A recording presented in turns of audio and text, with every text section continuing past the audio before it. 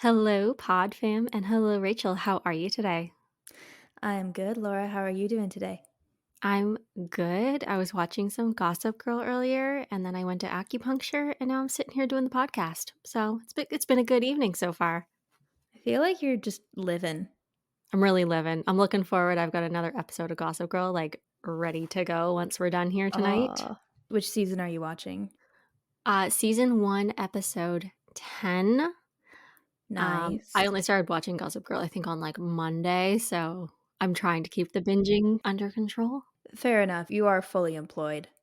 Yeah, like, I do have other things to do in the day, so it's just late Yeah. at night. That's when I sit and watch Gossip Girl for a couple of hours, and I know, like, our listeners know I've been watching Outlander a lot, and I just Mm-hmm. finished season 3, and I felt like season 3 took me on such an emotional roller coaster, and I was really stressed out for half the time, so I'm just taking a week off Outlander, and I thought, like, Gossip Girl would be a good filler. You just need a bit of an emotional break after that season. You can't relax with that show, like, at No. all. No, I got too stressed out. And, like, obviously there's more seasons, so I know it's gonna be okay, but, like, I just couldn't handle it at times. Yeah. So, season 3 ended on a good note, but before I jump on the season 4 roller coaster, I just need to, like, take some time for myself and regroup. Fair enough. Fair Yeah. enough. I just finished Outer Banks, Oh, both yes. seasons, and there are very silly things in that show, but I wasn't expecting it to love it the way that I did. We're going through a bit of a mourning period, considering the next season, if it happens, won't be until like next year. So I think I'm going to start up Gossip Girl too, just to make me feel a bit better. I know, like, Gossip Girl's just reliable, and it Hmm. like, it's trash TV, but, like, it's good trash TV. Yes, but also like Chuck and Blair were great. Also, we do have to mention, just in case I don't know how old some of our listeners are, but we are talking about the OG Gossip Girl. Oh my god, I have yeah. not watched the new one. I do No, not I know what had it's no like. idea. I was looking because you cannot get Gossip Girl on Netflix anymore. You can't find it anywhere. So, I had to do some searching. And the one show that kept coming up was this Gossip Girl 2021. And I was like, what is this? I don't want this show. I want the original. I finally found the original, but oh my God, I had no idea that they rebooted it. I don't know if Yeah. I'll watch it. Like, the original just holds such a special place in my heart. Hmm. But I hear good things about that new one, so who knows? Maybe if I'm really desperate, I'll watch that one. I feel like you can retranslate that show into so many different eras. So I feel like this show will end and there'll be another one in like 15 years. So Probably. yeah. And then we'll just feel really, really old. But I am recording in a new place today. Yes, this is super exciting. You finally have internet in your home. Yeah, so I finally actually get to use my office for recording, which was the purpose behind getting a two-bedroom. After 3 weeks, we're finally here. Yes, you've come out of the parents' basement. I have come out of the parents' basement, but we are going to see how it sounds. And if we all decide that we like what it sounds like in the parents' basement, we're going to go back there. But I apologize in advance if you hear any little rustling because the office does double as the bunny's bedroom. Oh, yes. FYI. Yes. So little Bunny might be making an appearance tonight. Yes, yes. He was eating his food earlier, right behind me. And I had to move his little bowl because I was like, "Sir, you are making too much noise." I bet he's So not speaking to you now. he's not. He's actually very fickle and he holds grudges. It's very sad. How dare you touch his food? Yes. But let's get into it. What are you drinking this evening? So tonight I'm having a honey lavender tea latte. Wow. That's a big hit with you. I know I'm really into the tea lattes right now. I think maybe because, like, it's now fall, so I want something cozy, and I love oat milk. Mm-hmm. It's so good, and it's just, like, really rich and really creamy. Mm-hmm. So, yeah, pretty much every tea I'm making right now, it becomes a tea latte. Incredible. I also have a lavender based tea, but it's chamomile lavender. Sounds really good. It's really good. It's my sleepy time tea, so I'm excited. Nice. So tonight's episode, this is actually based off of something you did recently, Yeah. and that was performing in public. Yeah. Yeah. In Big front of moment for people. you. in I front of know. people. In front of people. Yeah, I've, like, done it before, but it was, like, so long ago, and I didn't do it very often then, and also, like, my style of singing is different now, so it was just a lot, and, let me tell you, I was going through a lot of emotions while I was trying to make the decision of whether or not to perform. You know, a new door is opening for you, and it's Mhm. something that is your hobby, yet also your passion, so it's Yep. exciting. But anyway, this kinda leads into our topic this week, which is stepping out of your comfort zone. Yep. This actually was on the roster, like, way, way in the future, and then I told her that I was gonna sing on the weekend, and she was like, "Huh, should we do this now?" And I'm like, "Yeah, I think it's well timed." Right? Might as well do while it's fresh. Yes. So, your comfort zone is basically the space where you feel safe and comfortable. You don't have very much anxiety. And it's great because you know you're safe, but it also doesn't inspire much growth or personal development. And in fact, it can cause you to plateau. And it's hard for you to leave your comfort zone because you're more afraid of the unknown than anything else. Exactly, and I think your comfort zone, it can apply to so many things in your life. You know, it can be relationships, it could be your health goals, fitness goals, hobbies, work, school.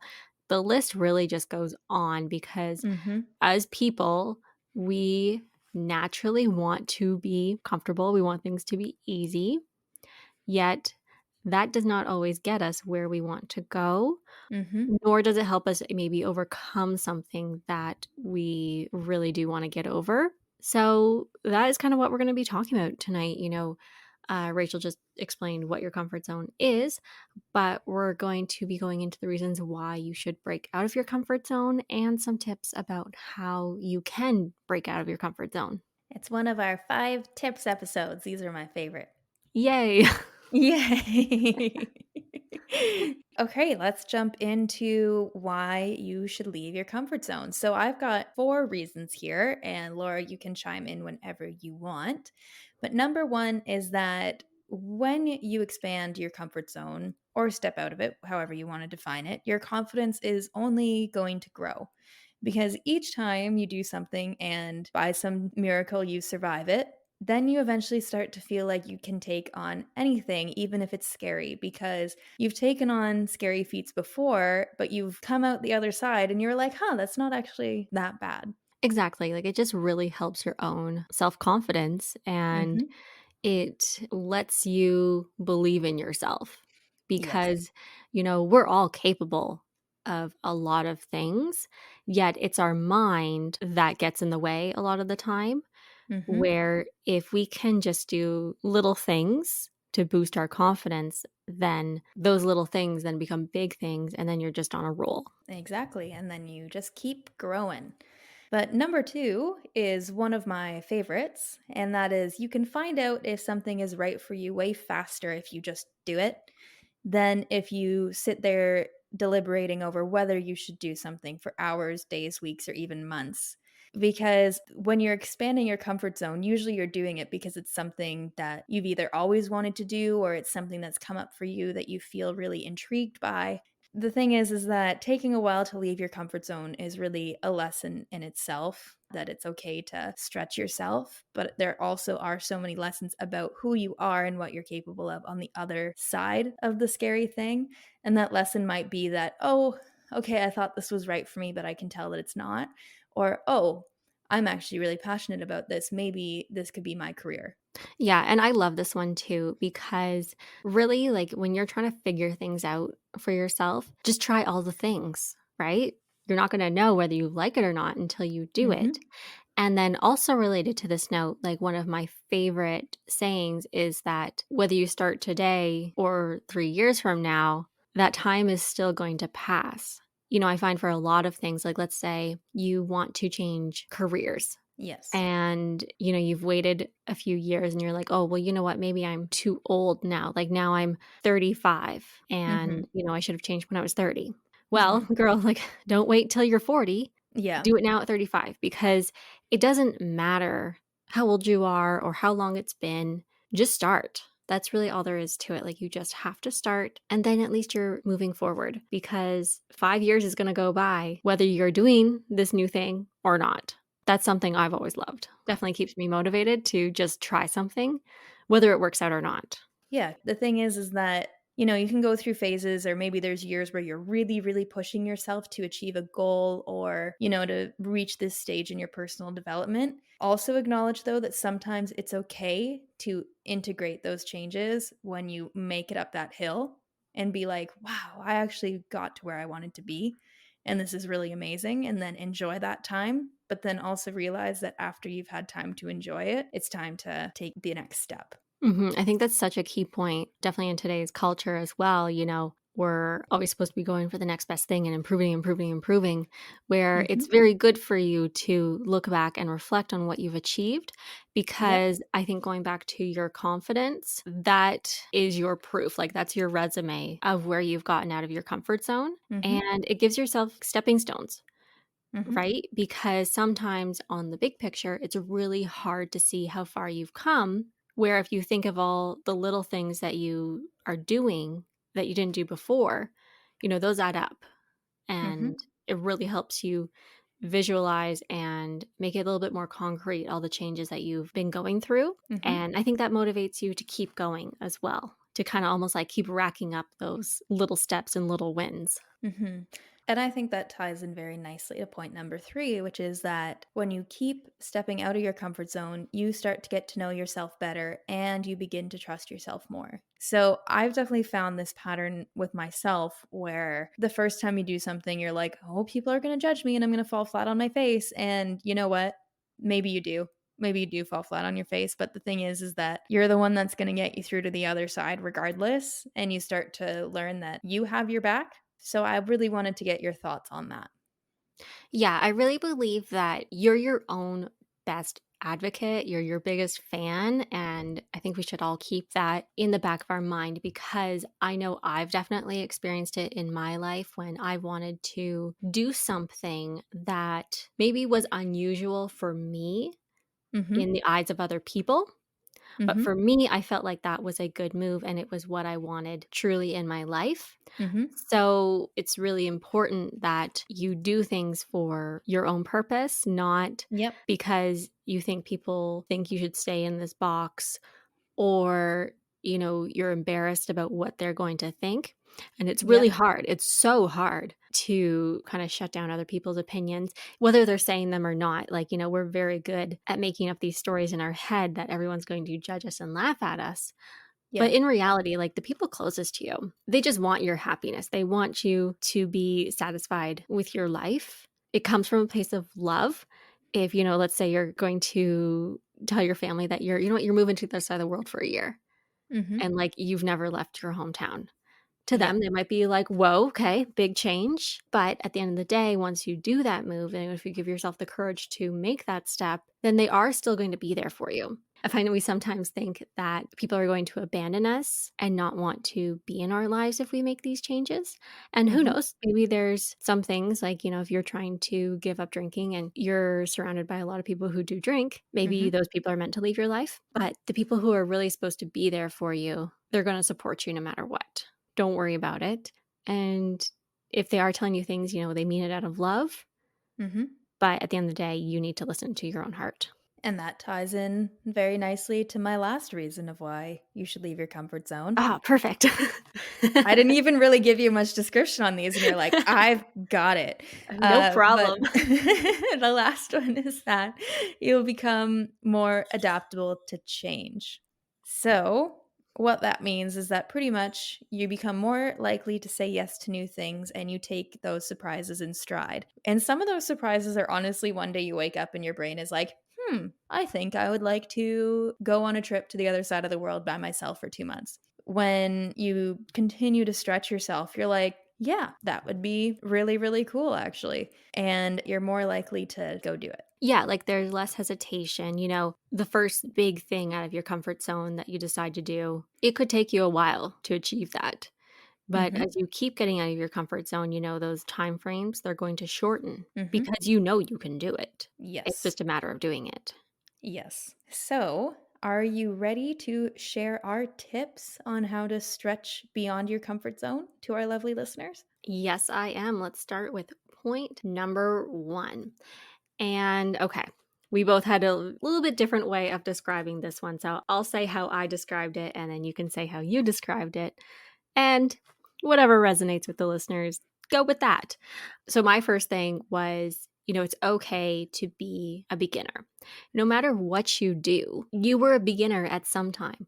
Like Yes. for Rachel and I, we ride horses. And well, we weren't always good at riding horses. It's that resilience and yearning to keep going and become better. And I find it's an easier thing when you're a kid Mhm. because as a kid, like you don't care. Yeah. Everything's new to you. So you just keep doing. Where I find, as I get older and like very set in my routines and like I'm very sure of who I am, Mhm. when I do want to branch out into something new, I get that sense. And I know we've touched on this a lot in our imposter syndrome episode Yep. of like I want to just be good at it. Yeah. Where my big thing is I've had to learn like, okay, Laura, like if you suck, it's fine. You don't have to be bad and then never do it again. You got to give yourself some grace. So Yes. that's kind of my point of view for tip number one. Rachel, how about you explain like your version of that? I described it as chilling out on the seriousness because you can attest to this. I am a very serious person. Hmm. But what I've come to learn in time is that having a sense of humor with yourself as you take on new things is so important because that's where you find the fun and joy in life because that's when you actually let yourself take on new things. And as you said, you're going to make mistakes and most likely you're going to be pretty bad at whatever skill you're taking on because you have no experience with it and that's okay. But when I say chill it on the seriousness is the fact that no one is thinking about you as much as you're thinking about you, especially if it's something like singing or piano where you're performing in front of others. So by kind of relaxing with it and having fun, no one can touch you because there's power in being able to laugh at yourself. Do you know what I mean? Yes, absolutely. And actually, something is kind of coming to mind. The phrase, it's not about the destinations, but the journey. Yes. So it's almost like, enjoy being a beginner, enjoy the learning process. Because I know for like a lot of things, like when you do kind of become that expert, you're almost like super critical where there's something like carefree about being a beginner because it's like, oh, I messed up. Like I'm playing a piano and I hit the wrong key. Oops, whatever. Where like the more advanced you get, I don't know, like would you become harder on yourself? Like, or maybe there's more like outside expectation. What are your thoughts? I think that definitely you get harder on yourself the better that you get. And I Hmm. know we've talked about this lots of times, like, especially with my singing. Like, I am not kidding you. I will achieve something that I've been working on for years one day. And then the next week, I'll sing it exactly the same, but my brain will have taken off 3 steps down the road to where it would be another year from now. And then I'm annoyed that it doesn't sound like that now. Yeah. But I wonder if that because when you are developing and you are stretching yourself, you are continuing to stretch your comfort zone further and further, that I wonder if that reaction is because it gets scarier. I'll use myself as an example. I'm learning how to play the piano in my teacher's studio, and he knows I've never touched a keyboard before. I don't even know where middle C is. So when I mess it up, it's not that bad. It's funny. But then suddenly 2 years later, I suddenly have to play 2 songs on the piano in front of people, and I've never done that before. And I had a way more intense emotional reaction to the concept of that than I Hmm. did to just starting, Right. because I think it just becomes more serious. And maybe it's just like my personality where it feels like how you perform is a direct reflection on you. Yeah, no, I can definitely relate, like probably to writing because this is something I've been doing for 23 years now. Been around Mhm. for a while. Um, where there's just like that a little bit more expectation Mhm. from outside parties and expectation from yourself because right? Yes. But I really like how you put that where let's break this down. You're working on a ladder and Yes. you're on the bottom rung and you work your way up that ladder.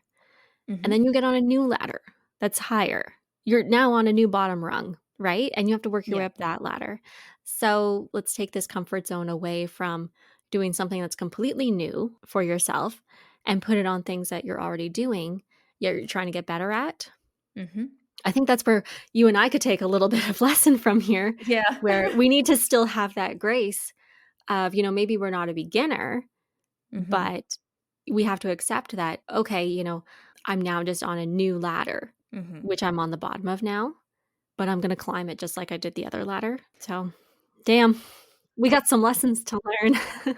It's like you kinda have to respect yourself and respect your feelings towards big jumps in your Mhm. development, because even though you've done something your entire life maybe, taking on that new thing is something that is unknown. Yeah. When you think about riding for us, potentially that thing that is really scary despite you've been riding your whole life is transitioning from the hunter ring to the jumpers for the first time. Right. And for like a lot of people, if anyone's of this world, um, when we're growing up, if you're competing, you're a junior. Mhm. And then once you age out around like 18, 21, depending on where you compete, you can either become a professional or stay an amateur. Yes. And for people who like move to the professional route, like that's a huge step out of your comfort zone because now you're getting paid to ride and you're riding other people's horses. Mhm. So, that can have a huge toll on your confidence as well because you want that to go right because now you're choosing that as a career. And I'm sure it's like that in other sports or activities as well. It's just like going from that amateur to a professional Mhm. where maybe you've been an amateur for 10 years, but as soon as you make that move professional, well, now you're kind of at the bottom again and you have to Mhm. work your way up in the professional world. Mhm. Lessons to be learned, guys. We're learning right along with you. Oh, yeah. Oh, yeah. But we Yeah. never stop learning. That's the whole point of life. Shall we move on to point number 2? Yes, and point number 2 is kind of an extension of point number 1, and that is to take it one step at a time. So you don't need to step out of your comfort zone and jump right off a cliff into the thing that terrifies you or into something you've never done before. So a good example of that is, when I first started playing piano, I had someone teach me how to play piano. I just didn't go right into it and try to perform in front of people. Yeah, you weren't, like, trying to play a whole song. You were trying Yes. to play a few bars. I was just trying to play a chord. Yeah. Just a single Yeah. triad. You were learning Uh, where to put your fingers on the keyboard. yes. And the reason why it's better to take it one step at a time is because literally stepping out of your comfort zone at all can be super overwhelming. And if you push yourself too far, it might just cause you to retreat back. Yeah, like, you don't want to overwhelm yourself and scare yourself off from a new challenge. Yes. And one really great thing when we kind of tie it back to the benefits of leaving your comfort zone that we discussed earlier is that this is where you realize that that one small step isn't actually that bad. And then you become more inclined to take the next step and then the one after that and the one after that. And you notice that over time, those things become less scary because it just starts to become natural. Exactly, and, if our listeners were, like, in the same room as us right now, I feel like I get a textbook thrown at my head Fair. because the best way I can describe trying to set those small steps is through SMART goals, and I'm sure a lot of people I used to dread whenever a professor would bring up SMART goals, oh god, I just wanted to, like, keel over and die. But SMART is an acronym for goals that are specific, measurable, achievable, relevant, and time bound. So, as much as I hated those things in university and high school, they are kind of applicable if you are trying to achieve something. And it's the same as taking off like small bite-sized pieces. You don't want to take on too much all at once because, like we just said before, you're going to overwhelm yourself and scare yourself, Hmm. which that never helps when you're trying to achieve something because yeah, you're going to be so far back into your own comfort zone, like you might almost revert. And one of my big things for when I'm taking on a new challenge is I like to see results because then I can see, like, physically see the change or mentally, whatever that change may be. But that really reassures myself, and then if I reach that small little goal, then I'm like, "Okay, I can take on the next step now." Hmm. Welcome, everybody, to Professor Laura's class. We're now in I'm business so school. I'm so mad at myself for referring to SMART goals, but god damn it, like, it was just so applicable to this topic. It's good advice. It's the most annoying thing ever, but you know what? It's not wrong. I know, so that's why I brought out the old SMART goals. I can visualize the chart. Can you right now of Yes. which each letter stands for? Yes, I can. I'm gonna have a nightmare about it now. Thank you. I know, we're gonna all be making SMART goals in our sleep.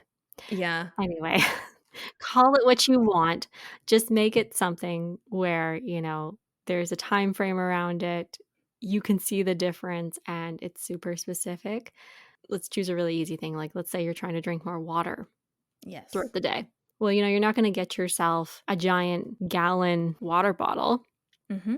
You're going to get yourself a smaller water bottle and be like, okay, let's start with drinking just one of these and then mark that down. Yeah. And then that was good, so drink another one, right? Like, it's a little less daunting if you're drinking one small water bottle a bunch of times. Mm-hmm. And on that note, I'm also a big fan of checklists. Oh, I love When you can checklists. use a checklist for a goal, oh, I love those. It's amazing. I used to do like reminders on my phone when I was trying to set some habits like earlier this year. And Yeah, like it was so satisfying just to like boop, I know. done. So there's definitely some psychology behind that one. But Oh, probably.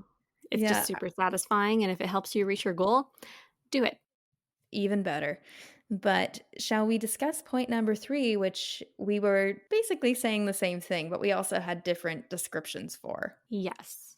All right. So, how I look at point number 3 is to push through your fear and just do the scary thing. And you might fumble, but as many people have said, Rome wasn't built in a day. And you need to put yourself in those circumstances to give yourself the opportunity to learn and to grow.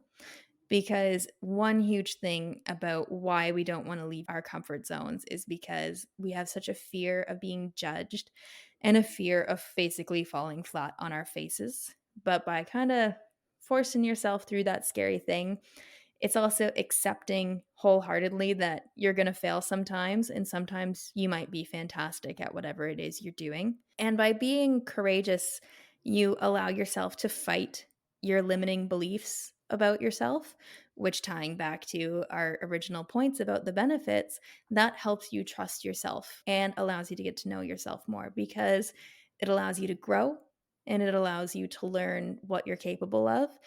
And in all honesty, it stops you from just sitting around and waiting for things to happen to you. That's a really good point. Like, you really do have to go out and make things happen for yourself. Mhm. And my version of this point is get comfortable with being uncomfortable. Mhm. And from that, like, let's use the example of you want to get out and meet new people. Mhm. Well, what are you going to do? Sit there and wait for people to approach you? Mhm. No, you have to go out and you have to go talk to people. And for me, like, this is a very hard thing to do because I'm very introverted and fairly shy at times. I would be very uncomfortable trying to get out there and meet new people. Mhm. But if I'm doing that, like, it gets easier. And, I'm probably achieving my goal of making new friends. Yeah. And I think my example, if I can talk about this weekend briefly, is Mhm. that I do have the benefit where I've been practicing for a very, very long time, but singing in front of people has always just been something that, like, I don't even like to do it if it's somebody who just came in after me during my lesson. Like, it's something that is very deep rooted. Like, it's a kind of anxiety that I have. And for a long time, I would just say to people, like, oh, well, I do it for me. I just do it for me, like, it's my thing, I don't really wanna share it with people, but to be totally honest, when I was saying that, I think I was just more saying that I'm a bit too nervous to do it, so I'm just not even gonna try. Oh, that's so true. Like, I feel like so many people can apply that to their situation Yeah, where so you wanna do it just for you, but you're like, you really should get out there and do it, like, yes. for other people. Yes, so there were circumstances that, like, came together for this to happen, which I'll talk about in my next point, but, I kind of was just like, "Okay, fine, I'll do it. Clearly, this opportunity is coming up for me, let's just do it," and when you get up there, it's pretty scary. The first thing I did was sing and play the piano, which when you've never done that before in front of people and it's your first time singing in front of people in a long time, that's a lot, and you know what? There was maybe, like, 3, 4 people there at the time, and let me tell you, I sang it beautifully, but I butchered the piano backing for "Lover" by Taylor Swift. That's okay. No one even noticed probably.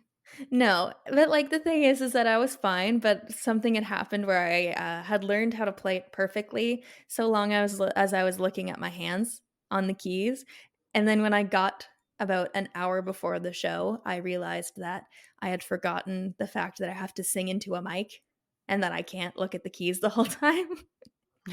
So, Minor I detail. minor detail that I somehow forgot, and I did it. I made it through to the end. Like, there were definitely times where I had to stop and pause and, like, maybe I got a chord wrong or I did, like, a transition wrong that I wanted to do.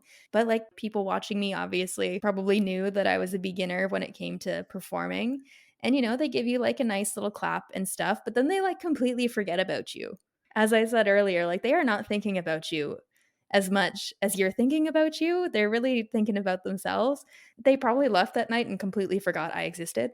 So, was, like, so concerned about people judging me that I, like, stopped myself from doing it for so long that once I actually did it, I realized I was like, "This is just for me. Just because I'm doing it in front of people, that doesn't mean it's not still for me." Yeah, yeah. Yeah, and I think I realized that I'm like, "Okay, that was really scary and I messed it up a bit, but I can take that and do better next time. I can go home and practice playing Lover through all the way without looking at my hands. And the next time I do it, I can sing it on stage and play at the same time."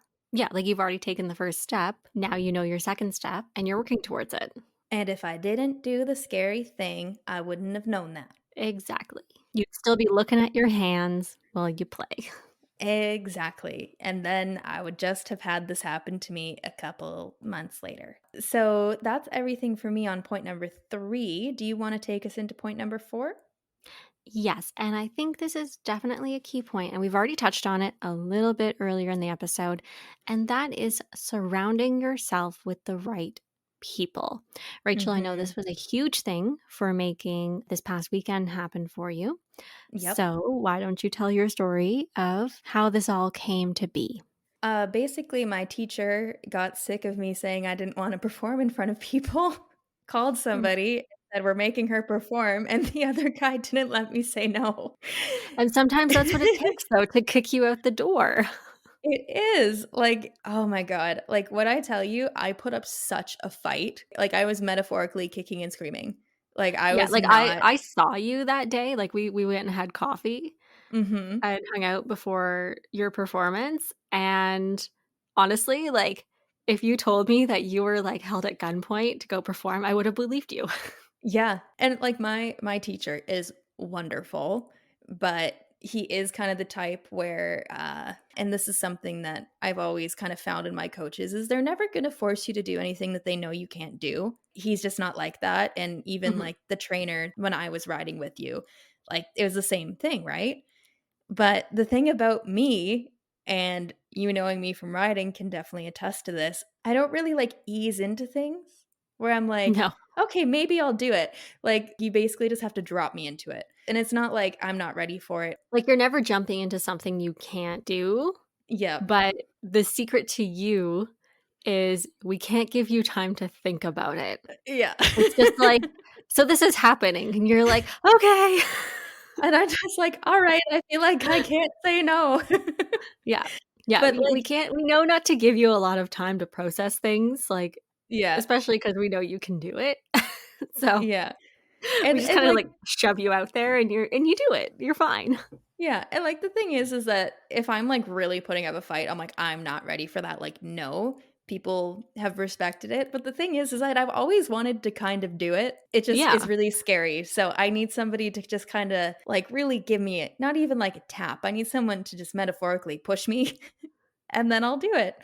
But the thing is that if you don't have those people that see your potential and see what you could do and see, okay, you're at this stage of your growth. This is where you need to go next. Let me help you with that.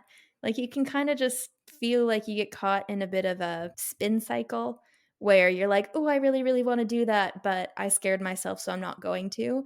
Like having that human connection to help push you forward and out of that spin cycle is so important. Yeah, and I think it makes you feel like you're not doing it alone. And, Yeah. we can apply lots of different types of people that you can have on your team to get you out of Mhm. your comfort zone. They can be a coach, teachers, they can be friends, family, they can be people who also want to achieve the same goal as you. So even though you may all be stepping out of your comfort zone, at least you're doing it together. Mhm. So you feel a little bit less alone because doing things in a group is a lot easier than having to do it by yourself. Mhm. And even like when I was younger, public speaking was so hard Mhm. for me because I was really shy. Mhm. And I don't know if you remember speeches all through Oh, grade school, yes, they were the where like worst. your 2 or 3 minute speech felt like an hour. Yes. The first time I did that, like, was it very good? Probably not. It was pretty fast on how quickly I was speaking, and I looked at my notes almost the whole time, but that's where, like, I would just picture one person and talk to that one person, whether it was, like, my friend or I even had, like, a speech about cats one year that I Mhm. knew one person in my class would really find it funny, so, like, I talked just to that person. Mhm. So, that's, like, my advice if you have to do something by yourself, Mhm. like, do it for someone else. Yeah. And then that kinda also helps you, like, with accountability. Yeah.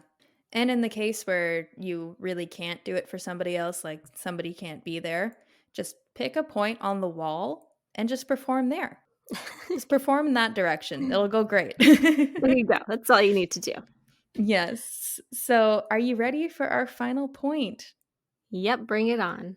All right. And I think this basically encompasses everything. And that is just say yes to things because all you're going to do is open yourself up to a world of opportunities.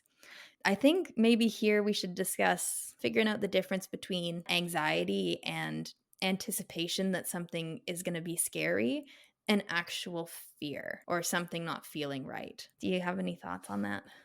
Yeah, I have kind of one trick when it comes to more feeling anxious or, like, anticipating something. Mhm. Um, and I've been practicing this for a while, and I'm really finding that it's working, Mhm. and it's that feeling when you feel that, like, adrenaline rush, Yes. and I find a lot of people, we associate that with being, like, anxious and nervous, Mhm. where I have been working on training my brain of adrenaline is excitement. Yes. So when I feel that rush, let's say I'm going to jump a course or I'm going into the show ring, Mhm. I hype myself up and tell myself, like, I'm excited to do it. I want to go do it. Mhm. And now, like, I'm just like, okay, yeah, let's go. Like, Yeah. I don't have that fear. Whereas, like, some days you'd be getting to go do something new and you honestly felt like you were going to your own execution. Yeah. And that's where, like, I find you have to override your brain a little Mhm. bit. So I don't know if any of our listeners find that helpful. It takes a while to practice it because, we all know that feeling of, like, when your heart starts racing and you're like fight or flight mode. Mhm. Um, but yeah, you really just have to pause and tell yourself, okay, this isn't anxiety. This isn't my nerves. This is my excitement because, like, I really want to go do this thing. And, like, I want to get out there and I want to do it right now. And that's why I'm feeling this way because I just need to go do it. Mhm. And I find over time, your brain won't go to that nervousness, like anxiety. It Mhm. goes right to, like, oh, okay, yeah, like, we're gonna go do it. Yeah. So I don't know. Try that, people. Let me know what you think. I It's been really working like for that. me. Yeah, it's like I don't even know where I found that from. I don't know if I heard it somewhere or read it somewhere, but I Mhm. kind of like expanded on it and just made it my own little thing. Yeah. So if it helps anyone, like, please share and let me know how it goes. Yeah. Well, I mean, I think that's a great tip that we can apply to literally everything that we said. Yeah. Like I think that just retraining your brain to look at the anxiety you have around leaving your comfort zone is you're just excited to see what you're capable of and to try something new. You really have to, rewire your brain and change the language that you're using. And that is just something so small, Mhm. yet it makes a huge difference on how far you can go. I think that's a wonderful point to leave it on. All right, then. All Well, right. I'm going to go tune into my Gossip Girl. Yes. And with that, live like tea. Live like tea.